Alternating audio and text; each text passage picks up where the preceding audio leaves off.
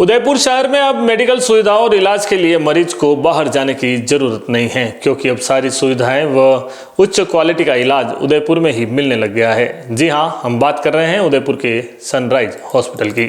Sunrise hospital जो कि सर्व सुविधा युक्त है और यहाँ की डॉक्टर की टीम ने एक और सफल इलाज कर एक महिला के 2 हाथ और 1 पाँव कटने से बचा लिए। आइए आपको भी सुनाते हैं आशा भाटिया नाम की महिला के करंट लगने से हुए इलाज की दास्तां की। ये मेरी वाइफ थी, वो घर के ऊपर से सफाई कर रही थी। सफाई कर रहे थे घर के बाजू में, जस्ट छत के ऊपर से तो थोड़ा बाजू में गई तो घर के बाजू में से लाइन जा रही थी। वहाँ पे उनको 11,000 kV का उनको शॉर्ट सीधा उनको पकड़ लिया, तो कोई चांस नहीं था करने बचने का। मेरा बेटा भी उनके पास बचाने के लिए गया, फिर बेटे ने लकड़ी उठा के उसको खींच के उनको बचाया। फिर गाँव पूरा इकट्ठा हुआ, फिर उसको लेके तुरंत सागवाड़ा हॉस्पिटल में लेके गए। सागवाड़ा हॉस्पिटल से डॉक्टर साहब ने बोल दिया कि यहाँ पे नहीं तो आप आगे लेके जाओ। फिर यहाँ पे उदयपुर लेके आए उसको, 2-3 हॉस्पिटल उधर में घूमे, पर हॉस्पिटल में सब ने बोला कि कोई नहीं हो सकता इधर ही, 1 पाँव काटना पड़ेगा, किसी ने बोला 2 पाँव काटना पड़ेंगे, किसी ने बोला कि 1 हाथ 1 पाँव काटना पड़ेगा।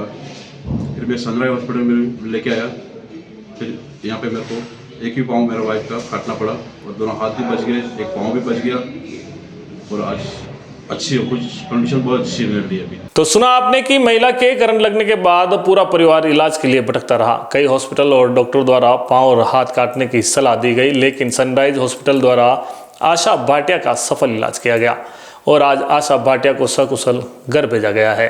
आइए बात करते हैं सनराइज हॉस्पिटल के मैनेजिंग डायरेक्टर विनोद पांडे से।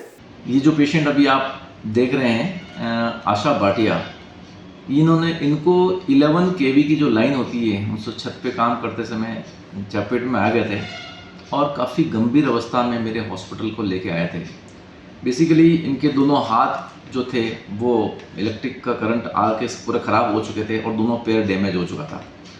और मेरे पास में ये जो इंजरी हुई थी उसके 1 दिन बाद लेके आए थे। उस समय जो एक पैर था वो तो ऑलमोस्ट ख़त्म हो चुका था और एक हाथ था वो भी उसके बचने के चांसेस नहीं थे।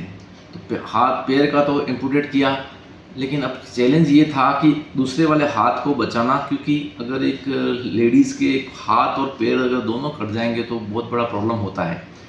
तो उस चैलेंज को हमारी डॉक्टर्स की टीम ने लिया और सब कुछ एक्सप्लेन करने के बाद में पहले तो इस पेशेंट को स्टेबल किया, क्योंकि काफ़ी क्रिटिकल कंडीशन में पेशेंट थी।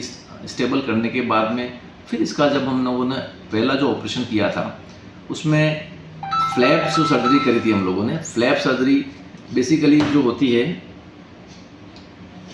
फ्लैप सर्जरी में क्या होता है, एब्डोमिनल के साथ में इस हाथ को चिपकाया जाता है और 21 दिन के बाद में उसको डिटेच किया जाता है। तो वो सर्जरी भी बेसिकली पूरी कंप्लीट नहीं हो पाई थी। उसमें भी फ्लैप सर्जरी में भी जो गाप था वो पूरा भरा नहीं था, क्योंकि अंदर टेंडन वेंडन सब खराब हो गए थे।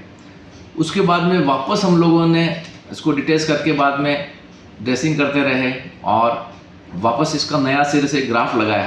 तो कुल मिला के आपको मैं बता सकता हूँ कि ये एक बहुत डिफ़िकल्ट केस था। जनरली इस टाइप के पेशेंट बचते नहीं हैं और हाथ ऑलमोस्ट गया हुआ था, लेकिन मुझे बड़ी खुशी हुई आपको बताते हुए कि इस पेशेंट के दोनों हाथ और 1 पैर बच गया और जो पैर में इम्पुटेशन किया उसका भी हम लोग डुप्लीकेट पैर लगा सकते हैं इस कंडीशन में नहीं।